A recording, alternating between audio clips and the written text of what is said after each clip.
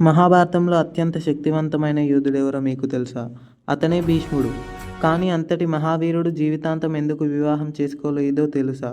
దాని వెనుక ఉంది తన తండ్రి శంతనుపై ఉన్న అపారమైన ప్రేమ. శంతన మహారాజు సత్యవతిని వివాహం చేసుకోవాలనుకున్నాడు. అయితే సత్యవతి తండ్రి ఒక కఠినమైన షరతు పెట్టాడు. సత్యవతికి పుట్టే సంతానం మాత్రమే హస్తినాపురానికి వారసులు కావాలని. ఆ మాట విన్న దేవవ్రతుడు ముందుకు వచ్చాడు. తన తండ్రి సంతోషం కోసం ఒక భయంకరమైన ప్రతిజ్ఞ చేశాడు. నేను జీవితాంతం వివాహం చేసుకోను, నాకు సంతానం కలగదని ఒక ఘోరమైన ప్రతిజ్ఞ చేశాడు. దేవతలు ఆశ్చర్యపోయి ఆకాశం నుండి పుష్పవర్షం కురిపించారు.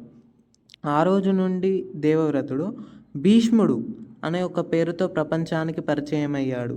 ఇలాంటి మరిన్ని దైవ రహస్యాల కోసం దైవరహస్యం యూట్యూబ్ ఛానల్ని సబ్స్క్రైబ్ చేసుకోండి. మీకు మహాభారతంలో నచ్చిన యోధుని పేరు కామెంట్ చేయండి.